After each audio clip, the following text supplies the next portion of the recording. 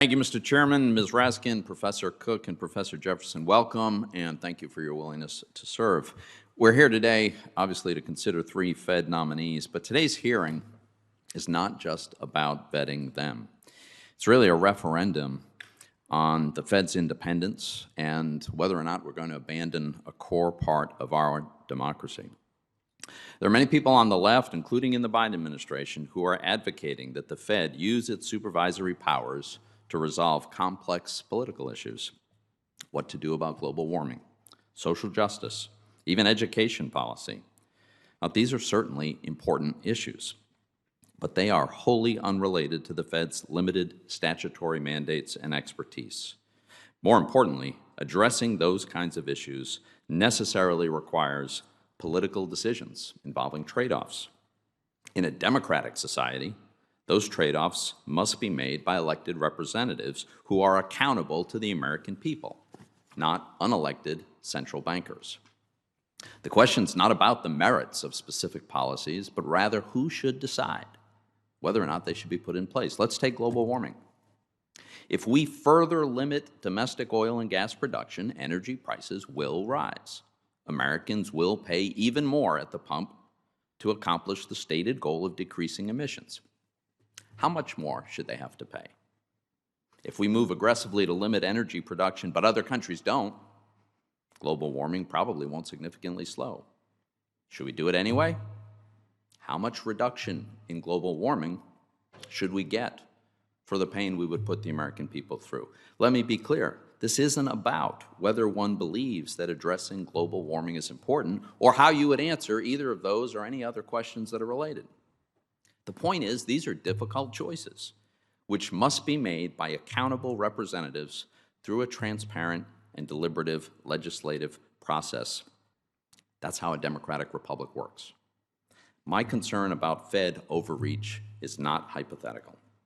The Fed's already exceeding its mandates and engaging in political advocacy. For example, the Minneapolis Fed is actively lobbying to change Minnesota's constitution on the issue of K-12 education policy. Now, does anyone truly think that that activity is within the Fed's mandate? If activism by supposedly independent central banks accepted, then potentials for abuse by both parties is limitless. And don't just take my word about the politicization of the Fed. Let's consider what Ms. Raskin has said the Fed should do.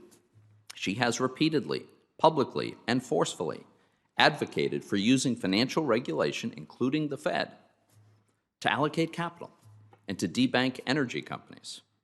Now, most other like-minded regulators have been very careful to say their goal is simply to assess risk. But Ms. Raskin has said the quiet part out loud. In a 2020 report from a progressive organization, Ms. Raskin urged financial regulators to adopt policies that will, and I quote, allocate capital, end quote, away from energy companies. In a 2021 speech at the Green Swan Conference, she proposed, and I quote, portfolio limits or concentration limits, end quote, on banks lending to energy companies. And in May 2020, at the height of the pandemic, she specifically called in a New York Times op-ed that she wrote for excluding a single industry, the fossil energy sector, which she called, and I quote, a dying industry, end quote, excluding them from the emergency lending facilities.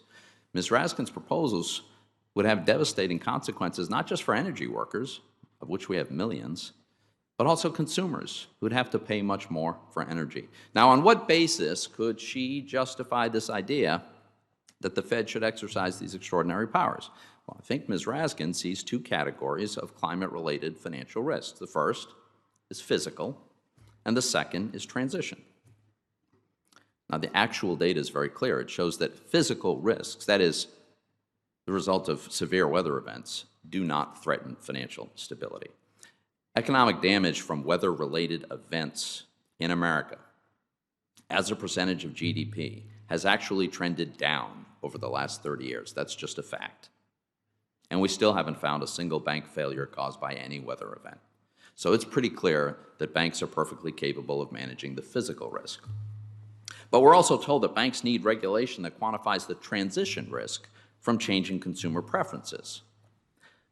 Well, let me tell you, bankers know how to manage changing consumer preferences better than regulators do? Let's be honest, the real risk here is political, as Fed Chair Powell acknowledged last month. The real risk is unelected officials like Ms. Raskin who want to misuse banking regulatory powers to impose environmental policies that Congress has refused to enact. Ms. Raskin has repeatedly and specifically advocated that the Fed allocate capital away from the fossil fuel industry as a way to combat climate change.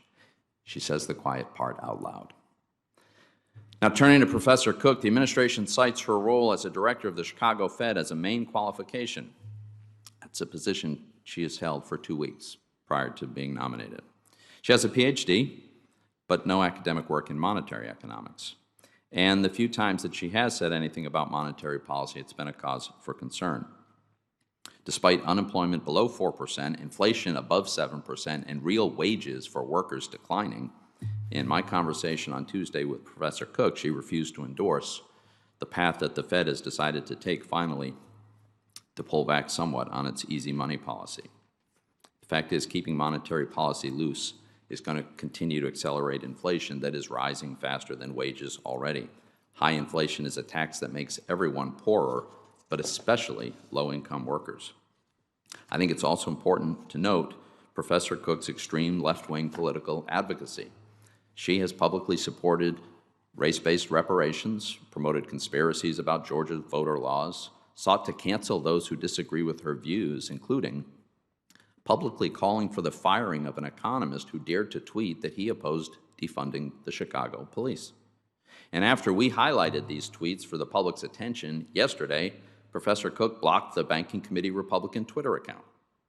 Apparently, Professor Cook realizes how inflammatory her partisan tweets have been. See, the Fed is already suffering from a credibility problem because of its involvement in politics and its departure from its statutorily limited and prescribed role.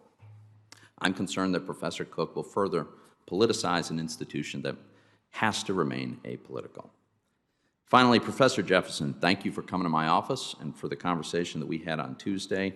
I enjoyed and appreciated our discussion, and I admire your decades of work on macroeconomic issues, very much including monetary policies and issues that are central to the Fed's important work. Based on Professor Jefferson's academic credentials, his written work, and my meeting with him, I think Professor Jefferson is well suited to the position for which he's been nominated. Let me conclude by addressing my Democratic colleagues. You folks have spent the last several months talking about how passionately dedicated you are to democratic principles and values, and I don't doubt that you've been sincere about that. But certainly one of those principles is that the unelected governors of America's central bank shouldn't be responsible for dealing with the difficult issues like global warming and social justice and education policy. This is not about the importance of those issues. It's about keeping the Fed apolitical and independent and ensuring that elected, accountable representatives make the difficult decisions. If that doesn't convince you, I would urge you to remember that one day the shoe will be on the other foot. Thank you.